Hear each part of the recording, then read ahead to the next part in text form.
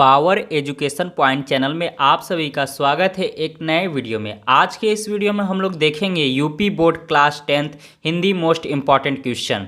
अगर आप कक्षा 10वीं में हैं तो आप सोच रहे हैं कि हम 70 में 70 हिंदी के पेपर 2023 के पेपर में कैसे लाएं, तो यहाँ पे मैं मोस्ट टॉपिक बता रहा हूँ जिसे आप लर्न करके जाएंगे, आपको 70 में 70 मिल जाएगा। ठीक है, वीडियो पूरा देखिएगा तभी समझ में आएगा क्या क्या लर्न करना है क्या क्या नहीं। ठीक है, इतने ही से आप 70 में से 70 ला सकते हैं। ठीक है, यूपी बोर्ड कक्षा 10वीं के लिए हिंदी है। ठीक है, हिंदी में आप 70 में 70 कैसे लाएंगे, तो चलिए स्टार्ट करते हैं वीडियो को अच्छा लगेगा तो लाइक कर दीजिएगा, एक अच्छा सा कमेंट कर दीजिएगा। ठीक है, अगर नहीं चैनल को सब्सक्राइब किए तो अभी चैनल को सब्सक्राइब कर लें। चैनल को सब्सक्राइब कर लेंगे तो आपको हर नोटिफिकेशन मिलती रहेगी।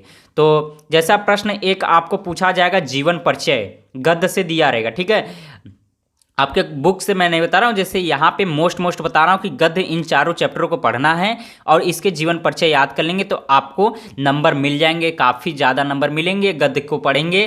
तो यहाँ पे कौन कौन से चैप्टर हैं जिन्हें हमें पढ़ना चाहिए और उसका जीवन परिचय याद करना चाहिए। ठीक है, तो पहला है जैसे जयशंकर प्रसाद का जीवन परिचय सबसे मोस्ट इंपॉर्टेंट, और इनका जिनका भी चैप्टर है पूरा इसको गद्य पढ़ लीजिएगा। ठीक है, गद्य में से कुछ प्रश्न पूछे जाते हैं। ठीक है, दूसरा है आपको राजेंद्र प्रसाद, इनका भी पूरा चैप्टर पढ़ लीजिएगा और इनका जीवन परिचय याद कर लीजिएगा। तीसरा है रामधारी सिंह दिनकर, इनका भी पूरा चैप्टर पढ़ लीजिएगा, इनका जीवन परिचय याद कर सकते हैं या नहीं, लेकिन ये दोनों जयशंकर प्रसाद और राजेंद्र प्रसाद का जीवन परिचय जरूर याद रखें। ठीक है, बाकी ये चौथा चैप्टर जयप्रकाश भारती, इन सभी में का आपको गद्य का पूरा चैप्टर पढ़ना है, ध्यान से प्रश्न उत्तर देखना है। ठीक है, संदर्भ आता है व्याख्या करने के लिए तो उसके लिए आपको पढ़ना पड़ेगा। और प्रश्न 2 आपका जिससे नंबर पक्का होगा जीवन परिचय, इसमें एक पद से आएगा। ठीक है, ये जो 4 चैप्टर हैं ये बहुत ही मोस्ट इंपॉर्टेंट है। रसखान पहला, दूसरा है महादेवी वर्मा, तीसरा है सुभद्रा कुमारी चौहान, चौथा दिया गया है मैथिली शरण गुप्त।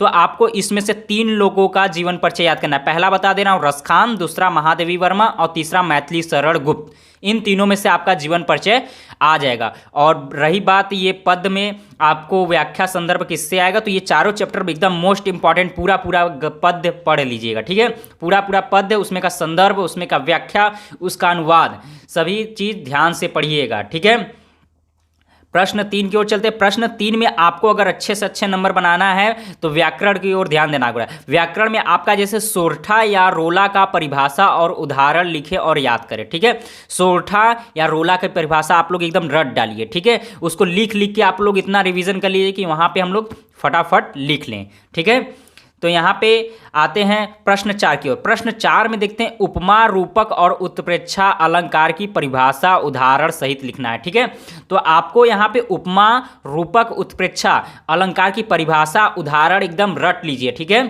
प्रश्न 5वें की ओर चलते हैं। प्रश्न 5वां में आपका रस से आएगा, हास्य रस और करुण रस को ही बस याद कीजिए जिससे कि आपका पेपर में बच जाएगा। इसमें से एक ही लिखना रहेगा लेकिन मैं लर्न करवा रहा हूं आपको 3-3। ठीक है, जिससे आपका 70 का 70 नंबर पूरे का पूरा मिल जाएगा।